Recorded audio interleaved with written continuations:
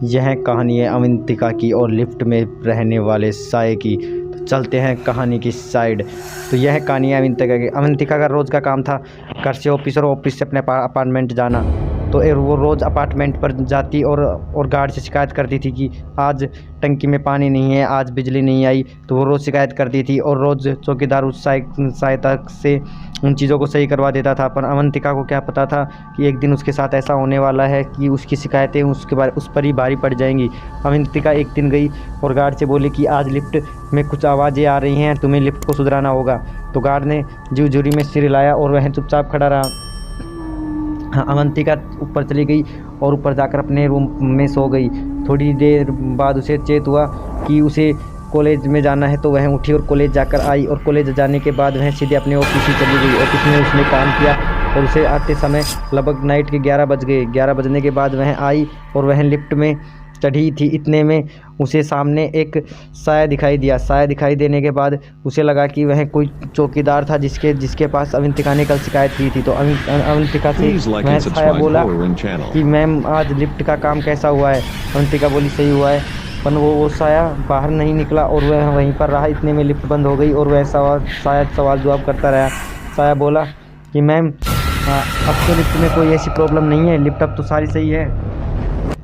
अवंतिका बोली सारी लिफ्ट सही है और वह उस लिफ्ट में उछल कूद करने लगा। इतने में अवंतिका कहती है तुम उछल कूद क्यों कर रहे हो लिफ्ट में, लिफ्ट नीचे गिर जाएगी, टूट जाएगी। तो वह कहता है नहीं टूटेगी। वह फिर से उछल कूद करने लगा। इतने में 10वां फ्लोर आ गया और अवंतिका अपने रूम में चली गई। अवंतिका अपने रूम में जाकर सोने वाली थी। इतने में उसे लगा कि वह नहाकर आई और बाहर आकर अपने बाल सुखाने लगी। इतने में उसे खिड़की से वहीं चौकीदार नीचे खड़ा हुआ दिखाई देने लगा।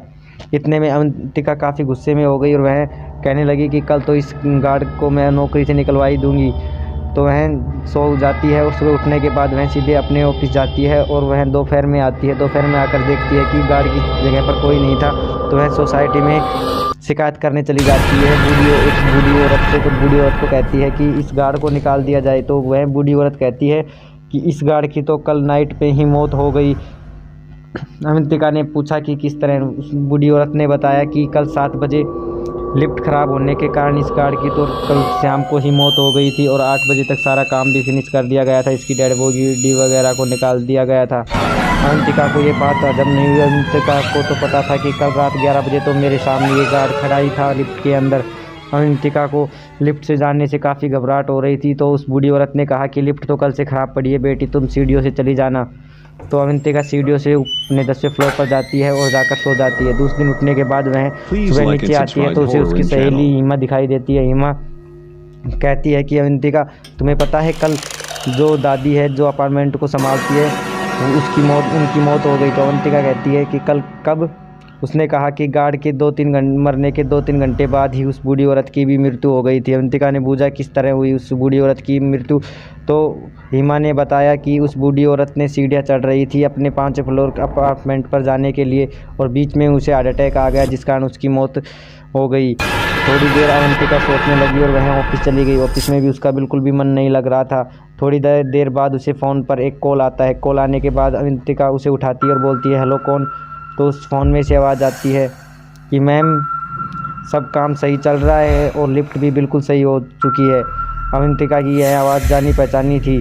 वह आवाज़ उसी गार्ड की थी जिस गार्ड के पास अवंतिका ने शिकायत की थी और जिस गार्ड की कल ही मृत्यु हो चुकी थी। अवंतिका अपने अपार्टमेंट के लिए निकल जाती है और उसे आते आते नाइट के 8 बज जाती है। वह ऑटो वालों को पैसे देने के बाद वहीं पर खड़ी रहती है जैसे कि उसका अपार्टमेंट आज उसको भूतिया जगह लग रहा हो, पर उसे अंदर जाना ही था।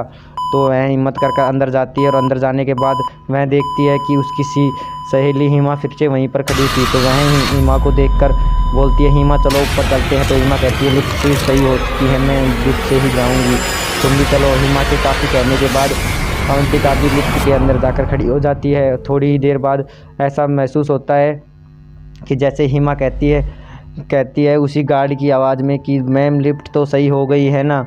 और उसे पीछे से आवाज़ आती है कि बेटी लिफ्ट में कुछ आवाज़ तो नहीं आ रही। अवंतिका इस कारण काफ़ी डर जाती है और वह लिफ्ट में काफ़ी घबरा जाती है। फिर उसे हिमा बोलती है कि क्या हुआ अवंतिका, क्या हुआ अवंतिका। इतने में फिर से अवंतिका समझ जाती है और वह हिमा से कहती है कि हिमा मैं तुम्हारे ही अपार्टमेंट में चलूँगी आज।